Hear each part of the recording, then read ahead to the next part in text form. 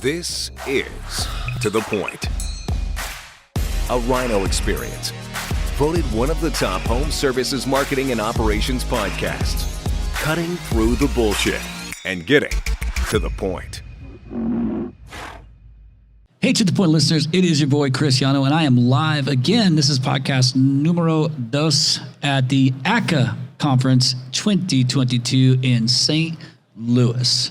And I've got a couple of guys I've known for a lot of years sitting with me on the podcast, so I'm really excited about it. I got to share the stage with one of them today on the Contractor Forum panel with another good friend of mine, podcast guest, and also customer, Mr. Ken Goodrich. But I have Lee and Michael Rosenberg, we have had a partnership for how many years? Like 7?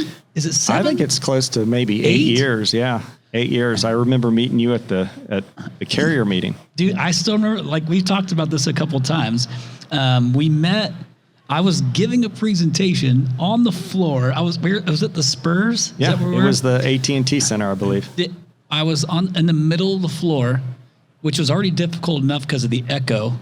And then I feel my back pocket, my phone buzzing while I'm giving my presentation.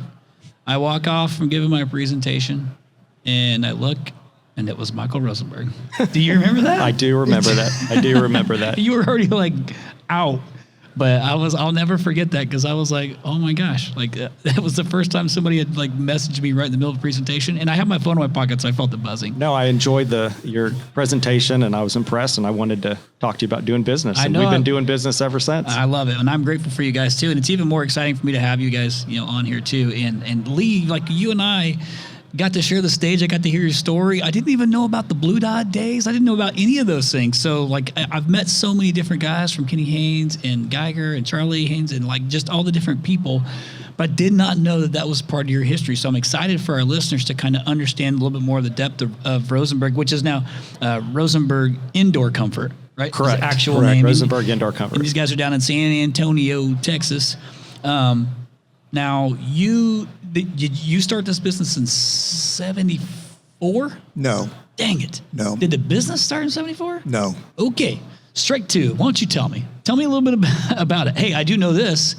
Before you go there, I do know that you guys were the 2021 ACA Residential Contractor of the Year. That's correct. Congratulations on that. Thank you. Did you guys very know, proud of it. Fun fact that we had you guys as partners of ours, customers of ours, who won the residential, and then our other partner of ours, customer of ours, was HB McClure that won the commercial. That's very cool. That was a pretty good year for the RYNO family. We're pretty excited about that. Very cool. But welcome to the podcast. I'm excited to have you guys on here. And Lee, if you don't mind, man, just go ahead and let our listeners know a little bit about, like, one, since I butchered, like, when the business started, I thought it was 74. I guess I was wrong. Maybe go ahead and just share, like, how you got into the trades, and then, Michael, just kind of chime in whenever you want to, but just a little bit of how you guys got into the trades, and then let's walk through the business, maybe a little bit of your history, and then all the way up to where it's at today. And if I interrupt you along the way, it's because I'm trying to pull more information out of you. Is that fair? Sounds good. Okay, Go great. for it. Yeah, I can tell you that I graduated the University of Texas in Austin as an electrical engineer. I'm a registered PE. And when I got out of college, I went to work for a large corporation out of New York, and I was in research and development in telecommunications. R&D? Yep. And I developed coaxial cable for cable television and patented it for the company. And after 2 years, we decided to go into the manufacture of the product. And I moved to Wisconsin and built and ran a manufacturing facility 24/7, 365 for about 5 years. And then I ended up building another one in upstate New York. And I got really, really fed up with the big corporate environment and the big corporate snow, horrible weather, and decided it was time to move back. And I'm a native of San Antonio. Okay. A friend knew a friend who was in the heating and air conditioning business. And he happened to call me and said, if you're considering a change of career, why don't you think about the air conditioning business? I've got this friend who wants somebody for sales and engineering. So we got together in San Antonio. The company was relatively small, doing residential new construction. What year? 1974. 74. That's where the 74 came from. Okay. So I did sales and engineering. I didn't know anything about air conditioning, but I went to the library and checked out a book, read the book. Card catalog. Yeah, and I figured I could do this, and built the company to about $9 million a year. And that was in, I left there in 1985. Okay.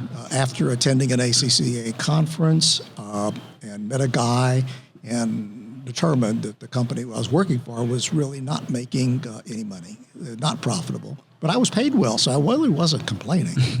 And I'll never forget, I was making about $85,000 a year then. Anyway, I went to work for them. Finally, I quit, and we started our first company in 1986.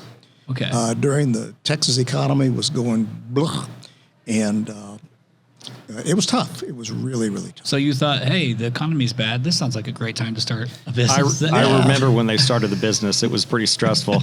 a lot of fighting going on, and it was tough in our household. Yeah, it was a tough time. But I joined an ACCA mixed group with some very successful contractors, and we climbed out of the hole and built it up, and we became very profitable. And in 1998, we were one of the founding companies of Blue Dot. Got it. And for about the first year and a half or two, it went pretty well.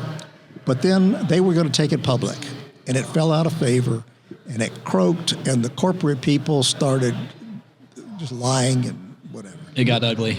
Yeah, it got ugly. How do you like that? Yep.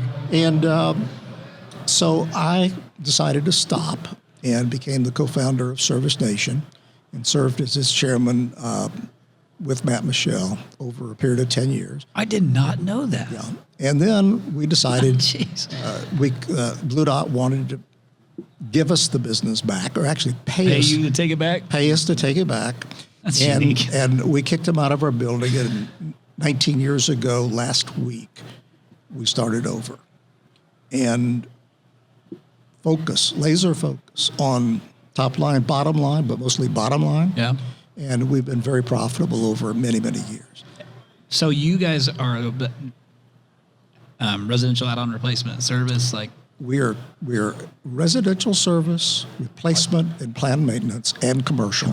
Light commercial. We do no new construction, and we are today probably a little heavier on the residential side. Got it. And that's no plans on changing that anytime soon? That's kind of the model? No, we like the commercial side. It makes the seasonality better. Got it. And you don't want to do new construction because you like to get paid? No, we like margin. Yeah, we like profitability. We don't have on the commercial side, we do have to carry accounts, but we're very cautious. And our other partner, Betsy, she's credit and collections. And I think last year we wrote off about $600. Oh, wow. She says no. We got some of that back, but I was going to say one of the parts of our success on that is we run a credit check on all new commercial accounts. Got it. And we don't just do business with people without knowing their credit history. Right up front. That's been, right up front. Okay, gotcha. Yeah. And so that's like your risk assessment is. Yeah. Okay, gotcha. Absolutely. All right, sure, makes sense. I love light commercial business, by the way. It's always good. Mm-hmm. Well, there's another side to that. Some companies are strictly residential. And we have a situation where if a technician that we grow, and we grow our own, basically, if he has an opportunity to cross over to the commercial side, it's rewarding to him. So they're able to go back and forth. And we've never laid off an employee for lack of work, ever. Yeah, I heard you say that this morning. I thought that was amazing. I was like, I don't know that I've ever heard that before. It's because of the diversification of our business. You know, when it's nice weather in San Antonio, we have the commercial maintenances that our residential guys can work with, you know, and it really has helped us grow over the years. Yeah, diversification, to give you that stability, and you can carry that's fantastic. Well, good for you. That's fantastic. I the kind of the world that I live in has always been the add-on replacement and service world. Like that's really been my hyper focus. I do have some of our contractors that we got their light commercial for, but it's somewhat difficult to get. Usually the cost per lead is fairly high. It's just unpredictable for me. So commercial is not my thing. Yeah. Not my thing. I just prefer to stay in my lane, if you will. Sure, We've been doing this for 7, 8 years, whatever it's been, and that's all we've ever focused on. And you actually if you think about how long ago that was, this business, or my business, looked significantly different then than it does today. But I'm literally doing the exact same stuff. Same things over and over and every day. Yeah, I couldn't believe you had, over 100 employees. 140. When I met you, it wasn't that many. No, it was like maybe 20 and maybe at best, somewhere around there at that point in time. just kind of keeping my nose down and kind of making sure I focus on what do the contractors want from me? Are we providing service leads, install leads, if they're in plumbing, drain cleaning, sewer lines, whatever it is, and just tracking it, measuring it. It's just, I think the valuable lesson I learned early on was that if I just track everything, then it takes all the guesswork and the thinking or feeling out of it, and it's facts. Are we performing? Are we not performing? And at what cost are we performing? And can I scale those things? And it just took me a long, way. I think some of this was kind of dumb luck, mainly because I didn't really know if I could take on another vertical, because the bandwidth for HVAC alone was difficult, just because of the swings of shoulder seasons. But hey, it worked out. I'm grateful for it. Now here we are, here all these years later. Well, that's great. So, one, I want to just say congratulations on your guys' success. You have a phenomenal name in the business, a well-respected name in the business. It's reputable. So I commend you guys for that. I'm grateful to have been a part of a little baby piece of that all these years. But it is neat for me to see like the family aspect of this. Like you brought up Betsy, who I tried to get her to come on here, and she ran away from here. She did not want to be on the podcast. She would have been excellent. I have no doubt.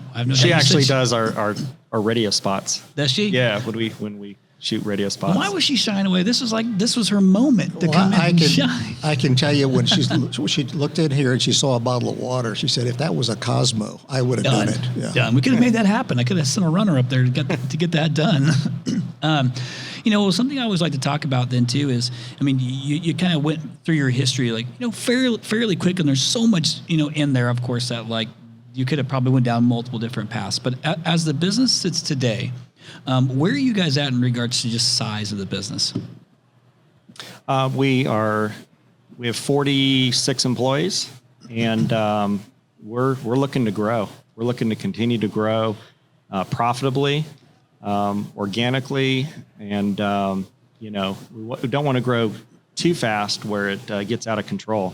But every year we've grown quite a bit. Last year we grew almost 30%. Yeah, that's fantastic. And it went well, even through all the headaches with COVID. A lot of headwinds. Yeah, a lot of headwinds. I will say this though, and you guys tell me you can agree or disagree, but my opinion is, because I'm a silver lining kind of guy, is I was really grateful that during COVID that our industry was exposed for what it really is, and that is an essential business. And it was a really good for everyone else to kind of see who might have been struggling, like restaurants or gyms, all these things that were shutting down. Well, San Antonio, Texas, if it's hot, it's hot. And there's no air conditioning. Somebody's calling. It's just which one are they going to call? And that's when I had to pivot, throw the badges on these websites with like you guys have on your site with the mask, no contact service call to kind of alleviate the fear or whatever it's going to be. And then still get you in the house to do the job.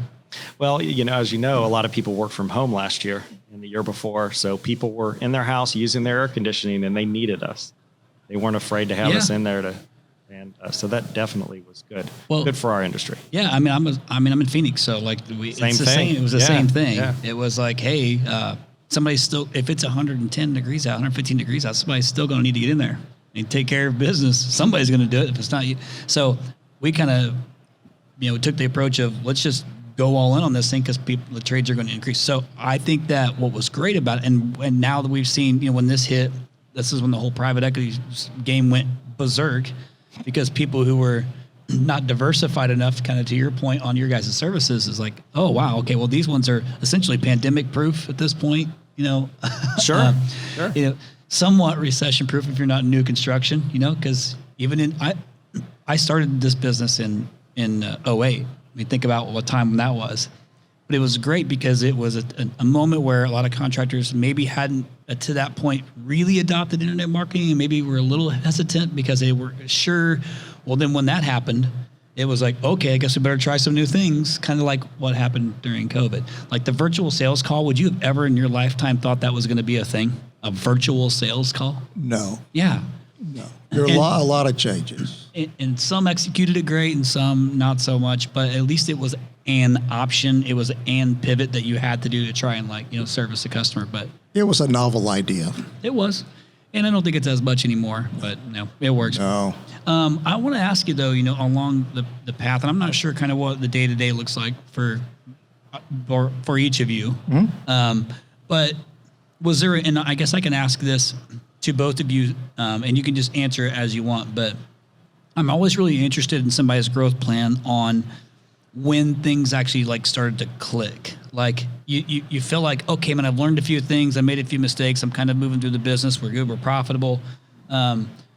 When, was there a moment, I guess I'll start with you, Michael. Was there a moment when things like just started to click and you're like, aha, I get it. I understand. Like, do you know that moment? Yeah, I'd say a couple things. One is I learned that I needed to delegate more and, hire the right people.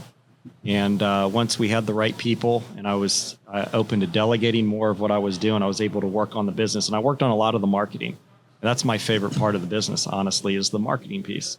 And I was able to figure out, like you guys, find resources to handle different pieces of our business, our PPC, SEO, direct mail, TV, all that stuff. And I found the right people and I was able to, not have to work on things that I was always working on the everyday thing, but I was able to kind of watch and work on the marketing side of the business. And that really helped us grow, especially on the residential replacement side. And we started to build our brand and with our TV spots and, and then it just kind of grew from there. That's I'd say is the point where I saw, hey, it's growing. It's growing the right way. So enough of the consistency and doing the things, and you finally started to recognize that when you look at the P&L or the balance sheets, things were starting to follow suit. Yeah, the brand equity is a key ingredient to the success of really all things marketing and even recruiting. For technicians. Oh, for sure.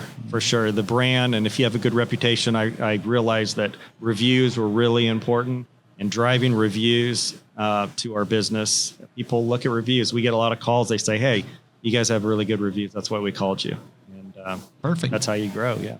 How about you, Lee? Was there a couple different moments there? Well, I can tell you, first of all, that I'm very anal. I'm an engineer. I'm good with numbers. And I learned a long time ago that you have to know your numbers cold. So before we started our very first business. Hey, when you say cold, what do you mean? Accurate, timely, departmentalized. And we had a budget before we started the first company. Through that process, we got better at it. And we don't start a new year until we have a line item, zero-based budgeting budget. We track budget to actual every month.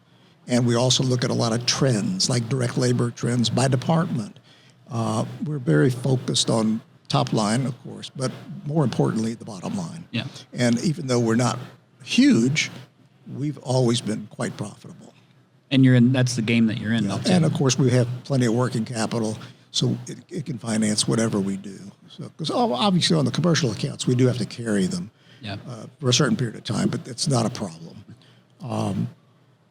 The mixed group, ACCA mixed group, that did it. I learned how profitable this business is if you run it like a business.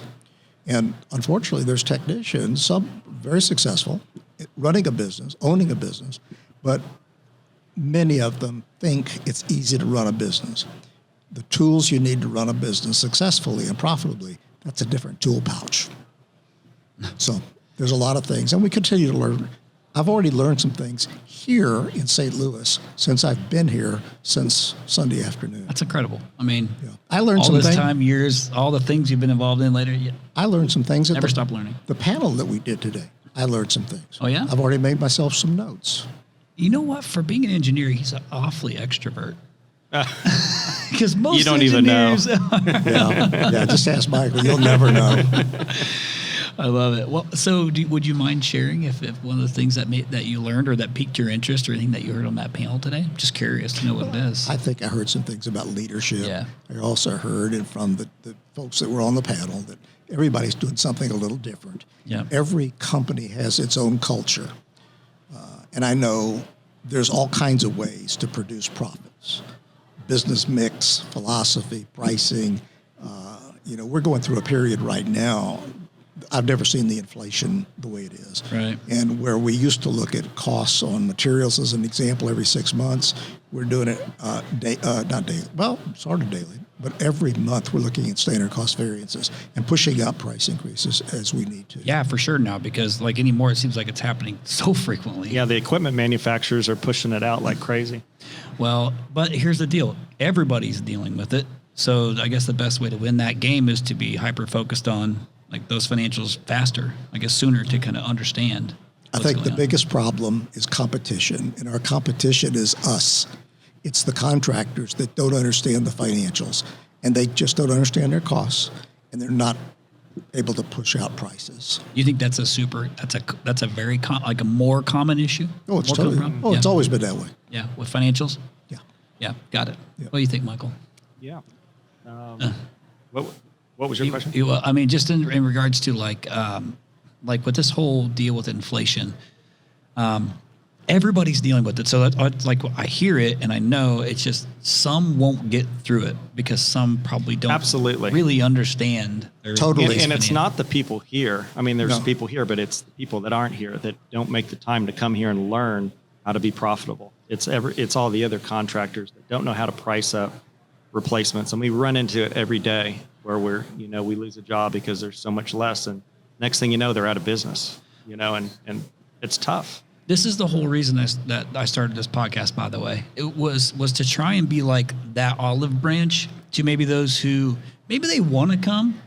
They can't, they don't think they can afford to come. They don't think it's worth it because they don't really understand yet. Like Ken Goodrich was just on here earlier and he talked about same thing. Like in the 90s of him coming, he had $800. He was like, that was it. And he decided to go to NACA conference and that was kind of a shift, in his model. And he's still attending, still learning today, still taking notes today. Like he came and sat here and showed me a few notes that he had taken. Mm-hmm. Just like you said. So there's like this little common theme going on here that you're constantly learning and constantly trying to get better is what I'm hearing.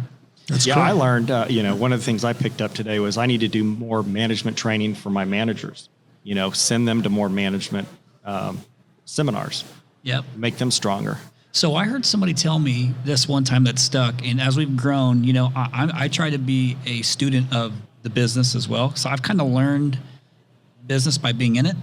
And so the podcast has actually given me so much education because I've done 100, I don't even know how many, 110 or 12 or 15 episodes, but I've learned so many things from some really intelligent people on these podcasts. So even though we're in different industries, business is business. Like we're starting to understand things, but I did the same thing. So Ken had pushed me into using maps, this map consulting. Right. Yeah, that's what I listened to. Yeah. So what I wrote sent, down. So I sent Mike, who to it to just learn. But somebody had, and he loved it, by the way. He mentioned that to me. I He ran loved into it. him down there in the trade show. He mentioned that. He loved it. And so, but it was something that I heard, and I cannot remember for the life of me who told me on this podcast. I know who it was. It was a guy named Tom Howard, who had said that he was putting all of his employees, including the janitors, down to the janitors. Maybe that was a figure of speech, but all of his employees through a leadership training. Now, it was internal. Like he created it because he does leadership training, but he did leadership training for all of his employees to try and get them to think like leaders, even if they're not in a leadership position.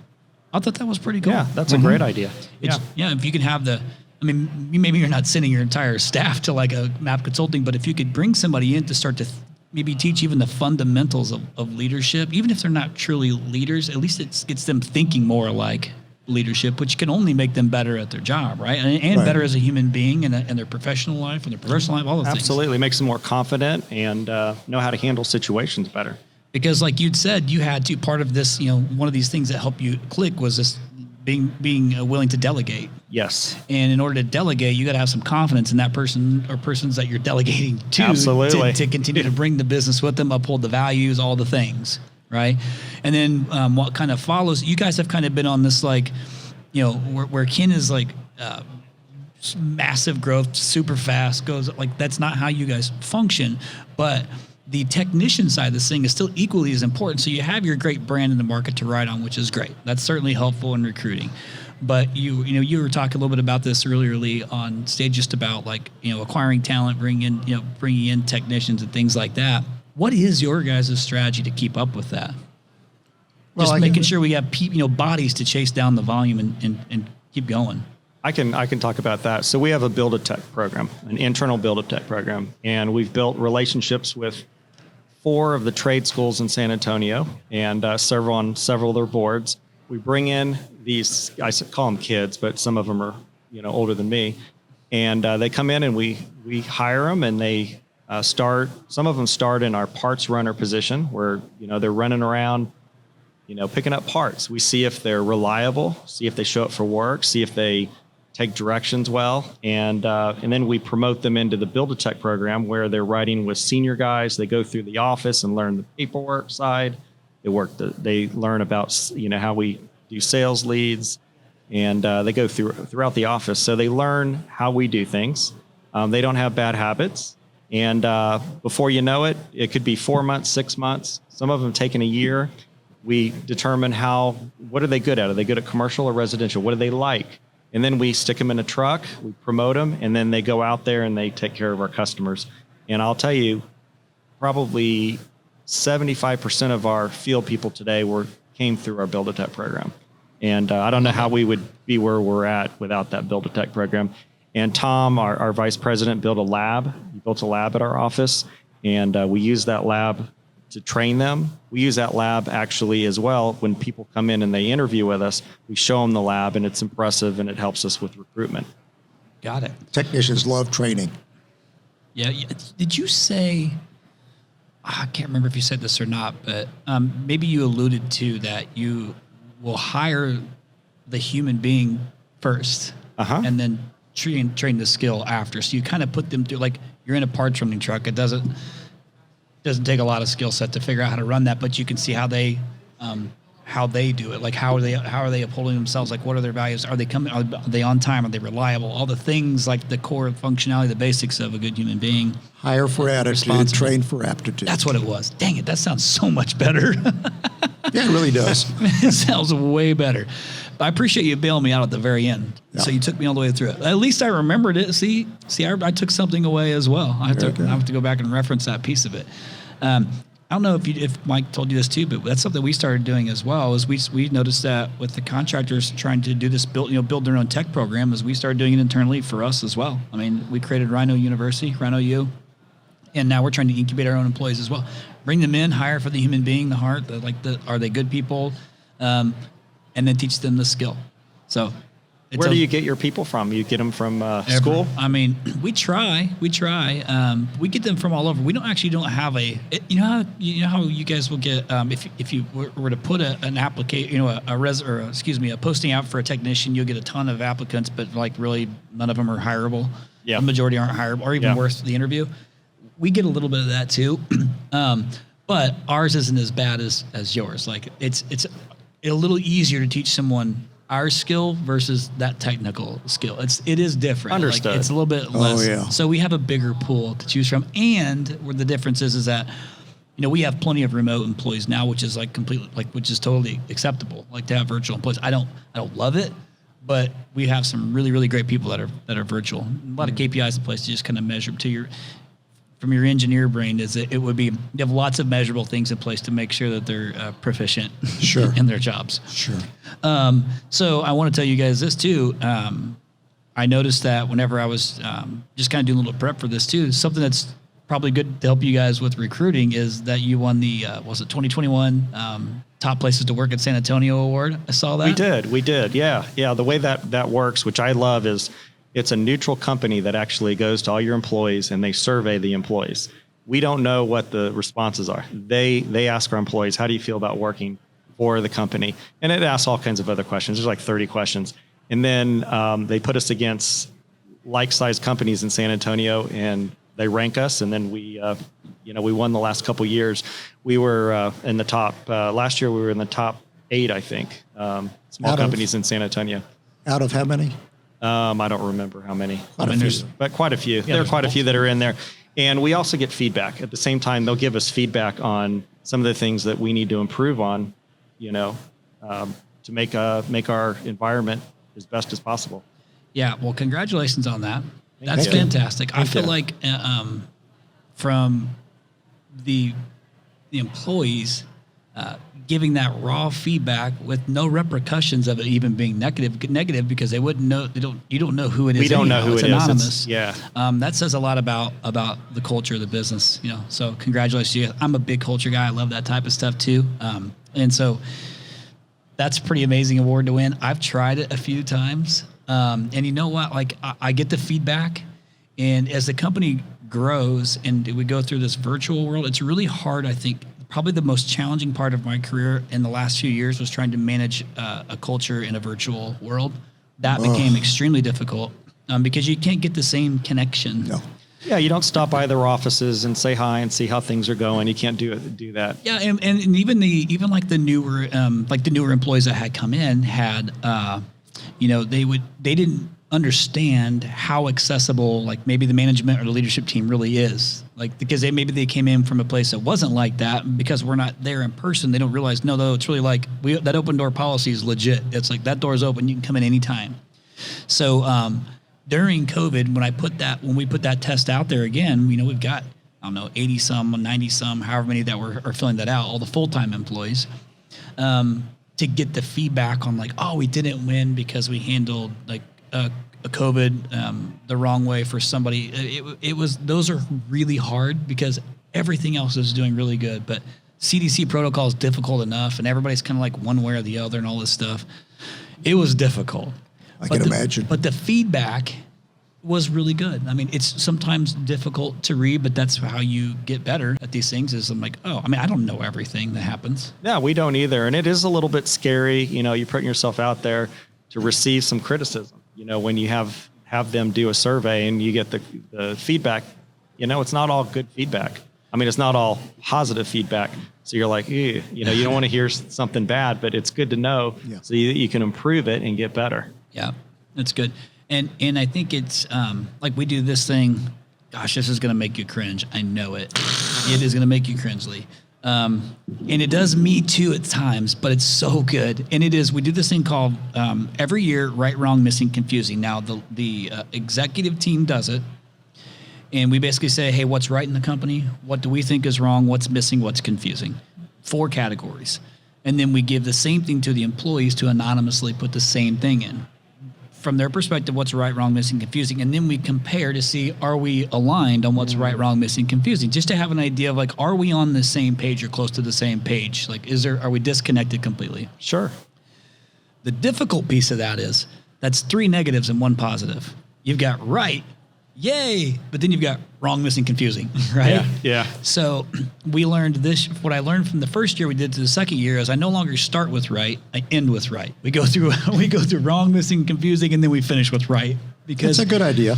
Because at least we start to get an idea, and then what happens is for our annual kickoff meeting, we address these things, and we address like, hey, here's where we may have missed accountability from the previous year. Here's the things that we're going to do to try and fix these things. Like the work from home stuff is something everybody talked about, and I struggle with work from home stuff. But we kind of came up with like a earn your way to work from home type thing. We give like 30 work from home days, almost like you get like floating holidays. Like trying to be flexible and work to try and maintain culture. Because even though I may not like it, I still got to adapt to what's going on today, and the way like even if the Gen Z bugs you, you still got to accommodate. Like it's not going anywhere. Yeah, I learned a lot in that seminar, in that session. But yeah, they think differently, and you got to give them certain things differently. You got to give them feedback, quicker. So actually shorter periods of time, but more often. The guys like my age, I'm a Gen X. I just once a month is fine. Me too. Feedback. I'm a Gen OH. It's over the hill. No, but seriously, I think I have a nephew who has just finished being the managing partner of a global law firm based in Houston, and they did a lot of remote. They shut the office down, and he worked remotely from Aspen each summer from stuff. Now all of a sudden, some of the partners are saying, it works so well during the summer. Why don't we just keep doing that instead of going back to the office, and we'll just work from our remote homes or whatever. So he's having some resistance, people coming back to the office. And I think a lot of businesses are going through that. Yep. In our office, we remoted 1 person for 2 weeks and 2 people for 3 months. I was one of those. He wouldn't let us come into the office. Yeah, when COVID first started, my parents are older. I didn't want them to be around the office. I get it. And I had COVID. She had COVID. She had COVID bad. He had COVID. His wife had COVID. One of the boys had COVID. And we had a few employees with COVID. So yeah, it is what it is. Yep, same. And we're all healthy today. We made it through. Yep. Yep. Gosh, is it Do I dare say we're on the tail end of that? I hope so. I hope so. Oh my gosh. Gosh, man, I sure hope so too. I want to ask Lee, just for the sake of time, too, because we're already like half hour into this thing. It goes by super fast. Is from all your years of experience, and then I want to go ahead and come to you, Michael, too, from your perspective. From your years of experience, seeing lots of things in this industry, not really being a wrench turner, but you're more of you're the engineer brain, the financials, the numbers, the analytics, the data, that type of stuff. All the way through today, because you're technically your role is chairman, right? Right. So, if you could give maybe one or two like really good pieces of advice for like somebody that's kind of new or starting out, because we have quite a few people that are on here who are in a truck driving right now, listening, trying to learn things as they go to a job to go and work it. What are some like good like fundamental things that whomever's driving right now can hear you say that for a fact will help them scale this business or grow the business the right way, way? First of all, you'd have to know the financial side of the business. There's a lot to it. Yep. And I think that's one thing that's very important. I think budgeting is critical. You can plan at the beginning of the year. We plan to the point where we know what our profit should be at the end of 12 months. And right now we're just, 3 months into it. And we're on track. Well, we're actually ahead of track. But having that budget is very important. I think running a business, honesty, integrity, and professionalism. We do get a few applicants that come in. Some of them say, I got to make a change. It's not my pay. It's not my benefits. The problem is the ethics, the culture, but primarily the ethics of the company where I work. They make me do things, sell things that are not, Got it. So I think that's been one of our main things, honesty, integrity, and professional. Also, we spend quite a bit of time communicating with our people. We have metrics every Tuesday at 11 o'clock. We have a staff meeting for inside every other Friday morning. We have the field all in. So there's a lot of communication with our team. And they know where we are and where we're going. Got it. That's important to know where you're going. But financially, that's the big thing. You got to know what you're doing. Yeah, and can we just agree that sales isn't always the answer in the beginning? Because people are like, I got to make sure I got to go and sell so I can make that. That is a Band-Aid on a bullet hole. Like you got to know, you have to understand and know your numbers. If you're listening right now, and you're the one that's trying to sell your way out of situations, I'm telling you, listen to Lee. Stop. Take the time to focus and get your financials together so you can really understand what the vitals of the business are. Right. And if you don't really know how to do it, you're not alone. There's plenty of people who can help you, who are willing to help you figure those things out. That is not a dumb question. You shouldn't feel ashamed if you don't know those things. It's a different skill set. Maybe somebody doesn't have. So, I have, my wife is very, very financially, she's sound, she's analytical, she's smart. I had to learn these things over time and understand them and have her regurgitate it to a way that I could understand. But I was okay to ask for help. And so you really so anybody that's listening right now. For a service tech who has migrated into owning a business, the financial side is a foreign object for most. Technical, great. They love to get technical training, but to some of them, and I consulted for 3 years, I can tell you that technician mentality in many cases this is like taking medicine to learn the financial side of the business. Got it. How about you, Michael? What do you think? I would say the big thing is surround yourself with successful people. That's good. Go meet with people, ask questions. If you can be in a mixed group with like-sized companies, learn from them. Rub shoulders with good people that honest people that know how to run a business. They can tell you their issues that they ran into when they started their business. And then second, find good people. Find good people to help you. Honest people that have the same, culture and values. And I would just simply say, too, there's a lot of people here, first-timers at this conference, and they've picked up some good ideas. I've told them not to get overwhelmed, but remember, an idea without action is only a dream. So I love that you just said that, because I've said this many, many times. I even said it in my presentation yesterday, and you don't know because you weren't there to see it. I use the term ambition without action is useless. Yeah. And here's why I say that. Because, well, one, it's true, but think about having done consulting for so long, and been in this industry so long. I've been doing this now 14 years. I would go and give facts. Even when you saw me in San Antonio, I was giving facts that somebody could go take back and implement in their business with zero to minimal expense. I'm talking minimal. And I'm telling you fact after fact, year after year after year. And 95% of people sitting in that room will still go back and do nothing with I agree. Yeah. Nothing. That's right. So, whenever you also missed it because I had you guys in my presentation. I love talking about that 95-5 rule because it's my way of trying to push every single year to get somebody to not be in that 95%, but maybe kick yourself over to the 5% that actually take that information and go back and actually take the action and do something with it. And if it fails, they don't get it right, maybe change it up a little bit and try it again. Tweak it. But don't just go back, get in the normal routine of what you left because stuff piled up. That's the worst case scenario, and that's what the majority do. So if you just don't do that, you can start to move your business That's forward. correct. So I would say ambition without action is useless. So, hey, we agree on that, Lee. Yep. Oh, my gosh. Totally. Well, so I want to just say this, and we'll go ahead and try and close this thing out a little bit. But a question I love to ask, especially somebody who's been tenured in the business like you, Lee, and haven't been through the blue dot days and all that stuff, is I love this question, and I've really only started thinking about it maybe the last, year and a half. So I've been trying to make it a point to ask the right people that are on this podcast. I don't ask everybody, but I ask the right people. And that is a question about legacy. So it seems weird to think about legacy at our age, Michael, because at 42, I don't know that I have an idea of what I think I want it to be, but I'm not 100% sold on it. But I'm always curious to hear. I've asked Ken, I've asked Goodrich, I've asked Haynes, I've asked Geiger, I've asked Leland, I've asked so I love hearing everybody's answers. What do you want your legacy to be, Lee? What is Lee Rosenberg's legacy? That we built a company with a wonderful name, the brand, and known for honesty, integrity, and professionalism.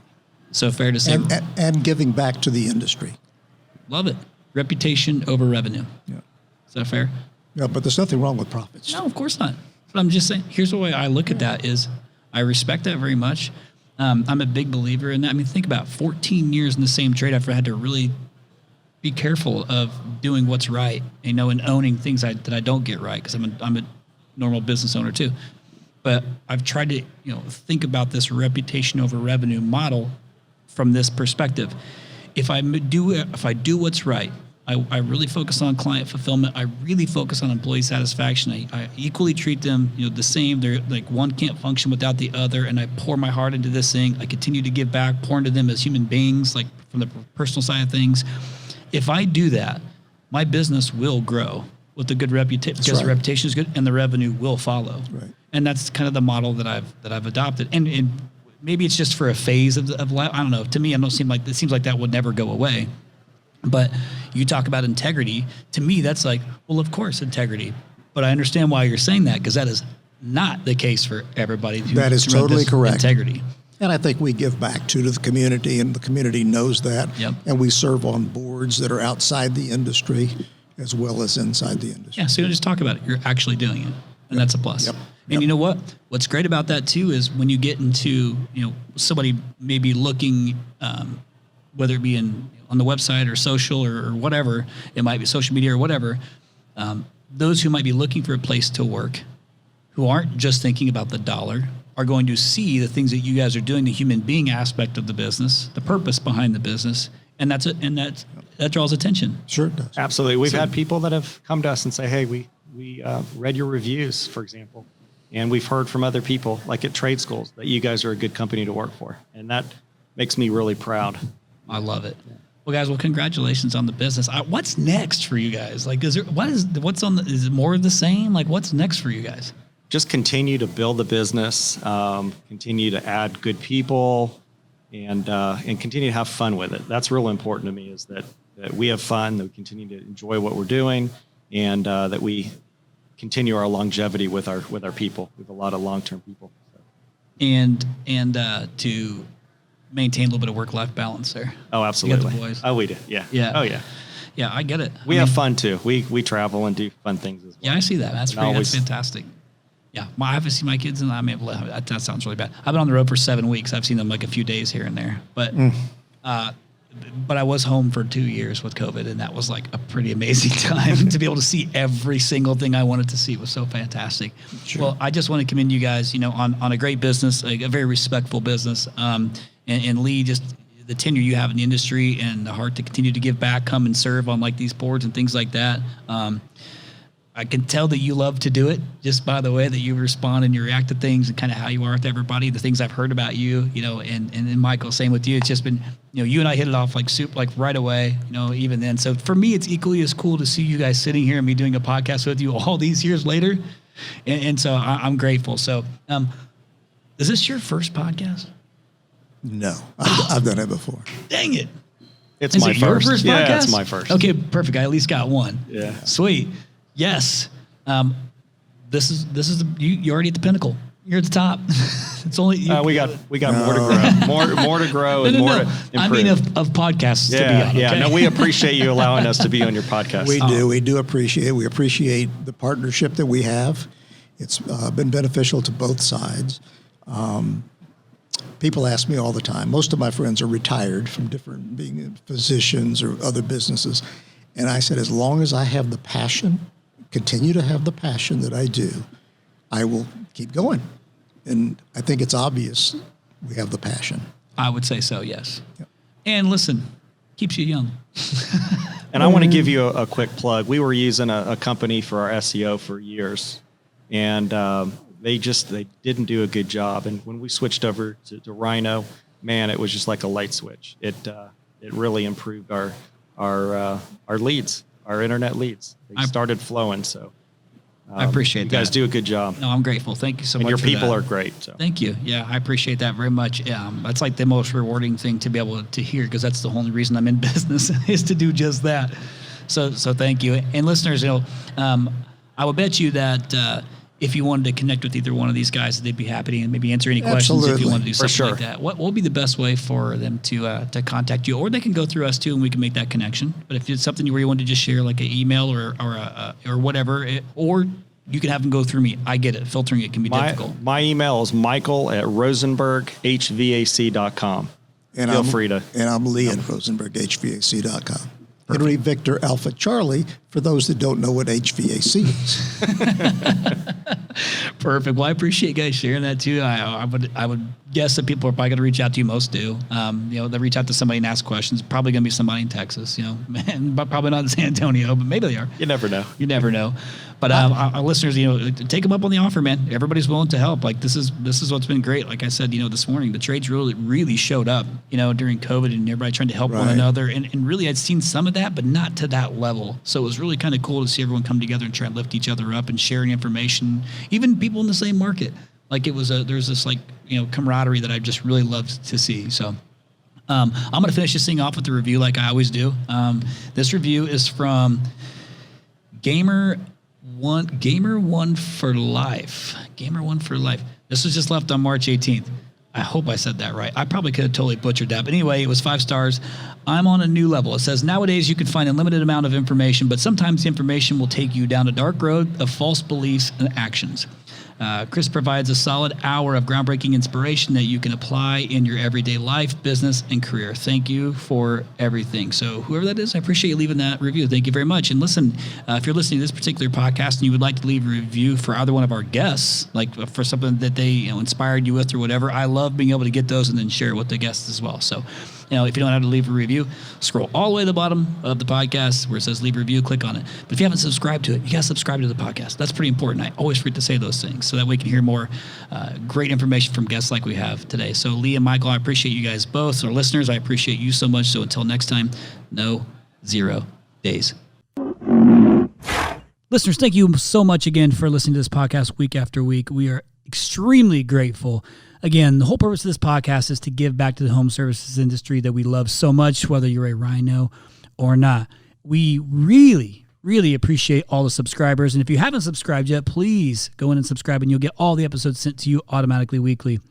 Also, we have really enjoyed your feedback. It's so meaningful for us when we get to read the nice comments that you guys put, so keep doing that. If you don't know how to do it, here's what you got to do. You search for To The Point Home Services on Apple Podcasts. You click on our profile, scroll all the way down to the bottom, and hit write a review. And be honest and share your story and how the podcast has impacted you and your business. Thanks again from the bottom of our hearts at To The Point Home Services Podcast. We appreciate you.